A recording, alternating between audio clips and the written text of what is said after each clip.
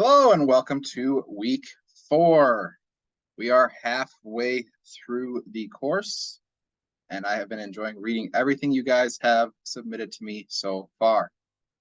This week's theme is trauma-sensitive strategies and interventions. Our learning objectives are to describe universal strategies for trauma-sensitive schools, to identify supplemental and intensive trauma-sensitive interventions in schools, and to discuss the PACE approach to working with traumatized students. The last couple times I have taught this course, this right here, the PACE approach, was one of the students' favorite things from the entire course. So I look forward to seeing your reactions to it. Writing assignment 1, in general, you all did a very, very good job. Couple of notes, just moving forward. Make sure you hit all the bullet points. As we get into more academic-based papers and less reflective papers, that's going to be very important to make sure that you read the assignment carefully and make sure you hit all the bullet points.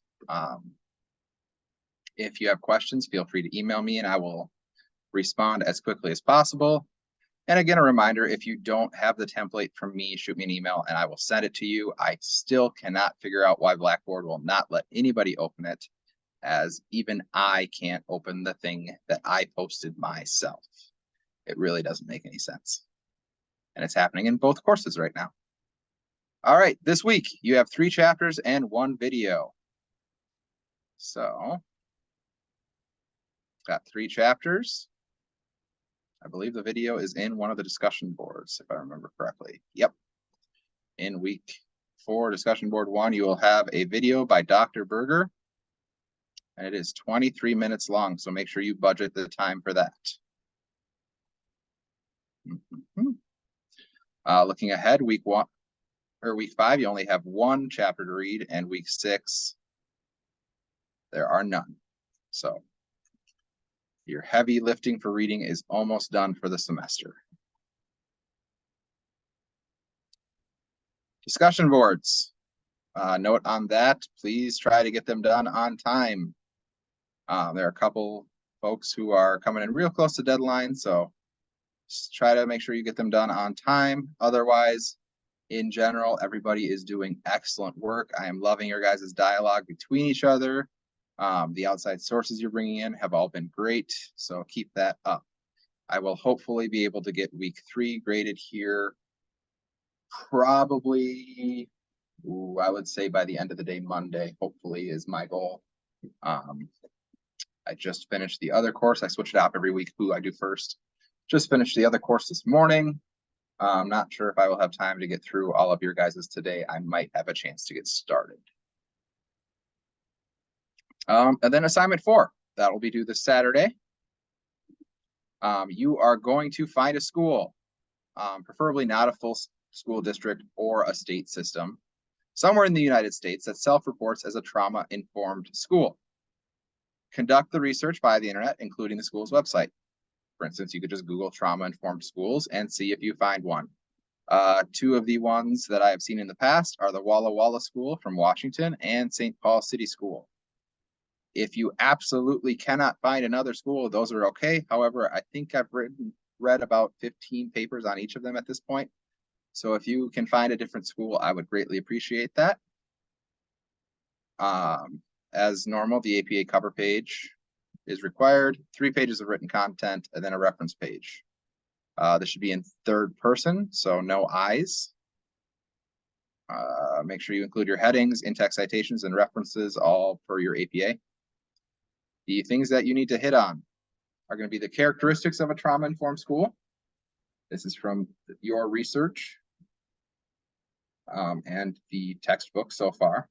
Description of the school under study, so demographics, location, etc. And then, how well does the school actually align with the desired characteristics that you identified earlier? You can look at their mission statement, their tiers of support, things that stakeholders are saying. It's really wide open on that end, but really you should be identifying what the characteristics of a trauma-informed school are, describing the school that you chose to study, and then analyzing how well this school actually meets the characteristics that you identified. Then as always, a conclusion and your references. Quick note here on citing a chapter in an edited book, which I believe our textbook is.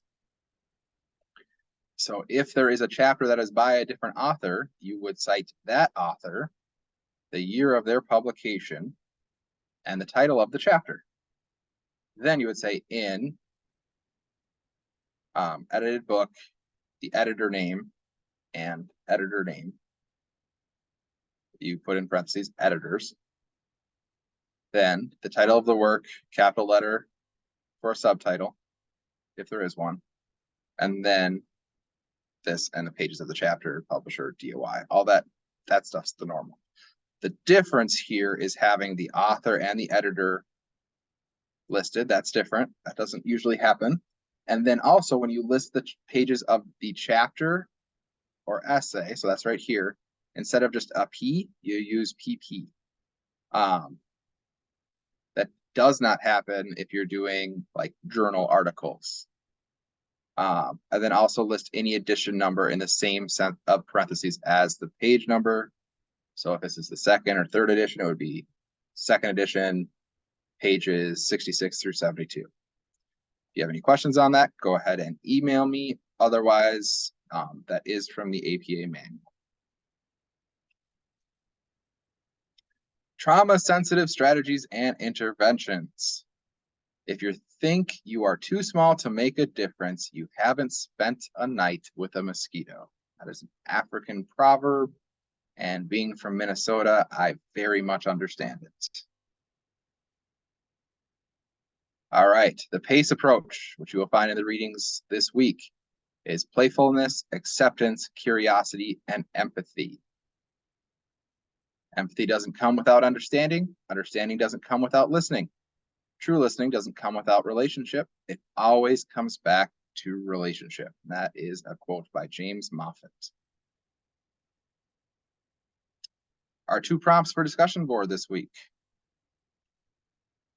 You're going to review the video, which is linked in discussion board, and it should work. If it's not working, let me know, and I'll see if I can find another way to get it to you. Please post your responses to the following. 3 things that resonate the most for you from the guest interview, and why. One of the topics gleaned from Mike Research Sources. Select one of the topics that you gleaned from his, I don't know why they call him Mike, it should be Dr. Berger. And then go research sources about that topic and post one scholarly peer-reviewed source and one other source you deem to be of value. So that other source doesn't need to be peer-reviewed in any way. The first one does. Both of those, the peer-reviewed source and the other source, you should cite. So here's an example. So they're going to talk about toxic masculinity. So this is just for 2. They want to talk about toxic masculinity. So there are 2 sources that they found were Guys, We Have a Problem, which is a video. And then this article, What is Toxic Masculinity and Why Does It Matter, from this journal. And then they should also down here have their references, obviously. Discussion board 2. Chapter 9 of our course book is focused entirely on the PACE approach when working with traumatized students. So please post about what is your experience with the PACE approach, or one like it. If you haven't used it, have you used one like it? If you haven't, that's fine. Just talk about that. Is it a successful option? And do you think it's appropriate for all age K-12 students? And then think about a time when a break occurred in a relationship with one of your students. You can briefly describe that situation. And lastly, post your responses to the 3 questions posed by your textbook author, Jen Alexander. They should be on page 208. If we have a different, no, we shouldn't have a different. If you purchased the book, it might have moved around depending on what edition you got. So if you can't find it and you have purchased the book hard copy, go ahead and go into Blackboard. You should be able to find it on page 208 in there. Assignment 2, we have already discussed. A couple of you have already sent me questions, so just remember, if you are confused by this, reach out to me and I will do my best to describe it better. I very much look forward to reading all of these, as these are usually very interesting to see both what you guys identify as the important characteristics of a trauma-informed school, and then how schools that identify as trauma-informed actually match up to those standards. I very much look forward to reading your guys' analysis, and have a great week.